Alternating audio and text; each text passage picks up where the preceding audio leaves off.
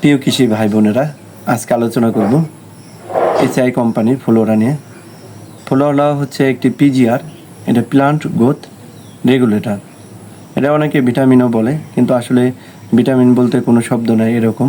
আমি কৃষিকাজের জগতে এই ভিটামিন শব্দটা পাইনি। তো এই নাইট্রোবেনজেন এটা হচ্ছে আপনি সম্পূর্ণ একটি জৈব বালাইনাশক। এটা খুবই কার্যকর করে। তো কী কী কাজ করে এটার গায়ে লেখা আছে, আমি এটা একটু আলোচনা করি, তারপরে আমি বিস্তারিত বিষয়গুলো আপনাদের সাথে আলোচনা করব। উদ্ভিদে প্রথমত হচ্ছে উদ্ভিদের শক্তি বৃদ্ধি করে।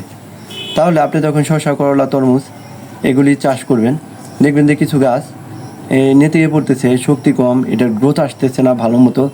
তাহলে আপনি এই ফ্লোরা ব্যবহার করলে গাছের শক্তি বৃদ্ধি পাবে। তারপর হচ্ছে ফুলের সংখ্যা বৃদ্ধি। অনেক সময় দেখবেন যে গাছে ফুল আসতে চায় না, শসা, তরমুজ বা লাউতে ফুল আসতে চায় না, স্থির ফুল আসতে চায় না। তাহলে এটা যদি ব্যবহার করেন তাহলে স্থির ফুল বাড়বে এবং ফুল ঝরে পড়া রোধ করবে। তাহলে যখন দেখবেন যে ফুল ঝরে পড়া রোধ হচ্ছে, তাহলে অবশ্যই এটা ব্যবহার করলে আপনার গাছে কিন্তু ফল বৃদ্ধি পাবে, ফল সেট হবে। তারপর আরেকটা হচ্ছে যে পরিবেশ বান্ধব। এটা কিন্তু একটা জৈব বালাইনাশক। এটা পরিবেশ বান্ধব, পরিবেশের কোনো ক্ষতি হয় না। তারপরে এটা স্প্রে করার পর আপনি কিন্তু এটা খেতে পারবেন, খাবারে কিন্তু কোনো সমস্যা হচ্ছে না, কারণ এটা কোনো ক্ষতিকারক কেমিক্যাল দেওয়া নাই। এটা আপনি সমস্ত ফুল ফল সবজিতে ব্যবহার করতে পারবেন।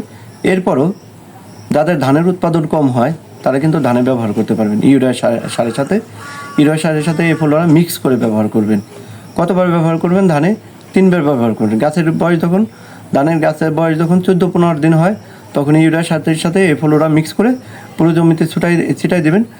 আর ফ্লোরা যেহেতু এটা যে পাতায় স্প্রে করলে শোষণ করবে তা না, এই ফ্লোরা এমন একটা এটা উপাদান।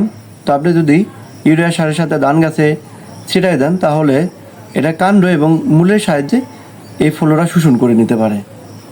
এবং আপনি এই 3 বার ব্যবহার করবেন।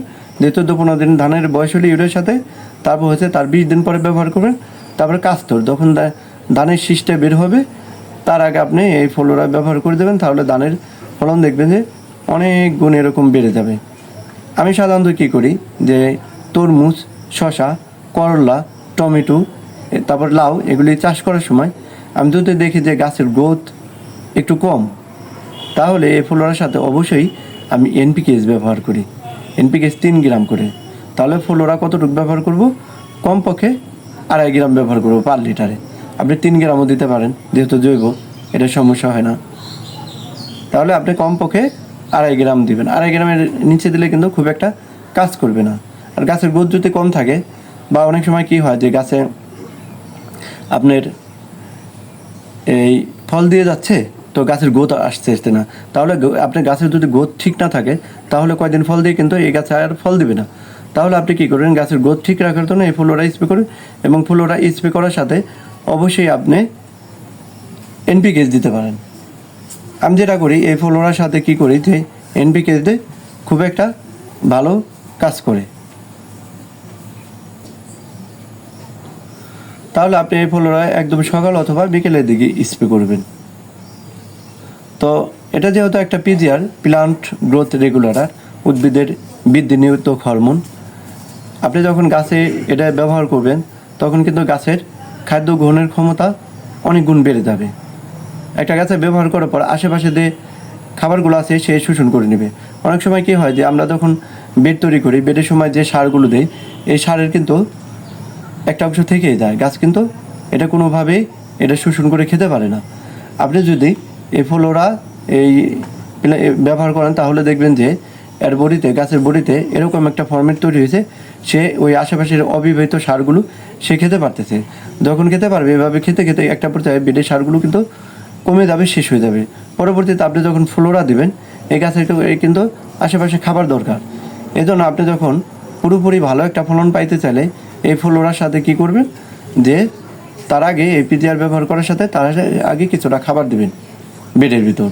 তাহলে খাবার দিলে কী হবে, যে ফ্লোরা এটা গাছ পেয়ে ভালো একটা আপনার ফলন দিয়ে যাবে এবং বাম্পার ফলন ঘটবে।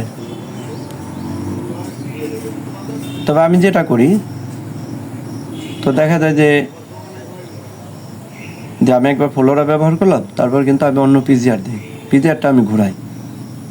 তো একবার ফ্লোরা দিলাম, একবার আপনি পটুজিম দিলাম, আবার লিটোসিন দিলাম, এইভাবে পর্যায়ক্রমে দেয়। তবে আপনারা যদি চান না আমরা শুধুমাত্র এই ফ্লোরা দিয়ে এই পিজিআরটা দিয়ে আমি পুরা চাষ কমপ্লিট করবো, পুরা এই সার্কেল কমপ্লিট করবো শস্যের, তাহলে আপনি এটা পারবেন। তো আমি কী করি, যেহেতু আমরা কৃষিটা নিয়ে গবেষণা করি এবং অধিক ফলনের আশায় কাজ করি, সেক্ষেত্রে কী করি যে আমি এটা ঘুরাই দিই। একবার ফ্লোরা দিলে একবার পটোজিম দেই, তারপর হচ্ছে একবার আপনার ইয়েটা দিয়ে দেই, ওটাকে কি বলে, তো লিটোসেন দেই, আবার অনেক সময় এনএসি গোল্ড দেই, তরল সার, এটা ন্যাশনালের। এভাবে পর্যায়ক্রমে বিভিন্ন জিনিস দিতে থাকলে গাছের পুষ্টিগুলো ত্বরান্বিত হয়। এবং সবসময় কী করবেন যে বিভিন্ন কোম্পানির ওষুধ ব্যবহার চেষ্টা করবেন কীটনাশকের ক্ষেত্রে। আমি এটাই করি যে বিভিন্ন সময় বিভিন্নটা দিলে কী হয়, গাছের যে ঘাটতিগুলো থাকে, যে পুষ্টিগুলো, এই পুষ্টিগুলো পূরণ হয়। তবে আপনারা যদি চান যে না ফ্লোরা দিয়ে আপনি পুরো একটা শশা, করলা, তরমুজ এগুলি শেষ করবেন, এটা সম্ভব, পারবেন এটা।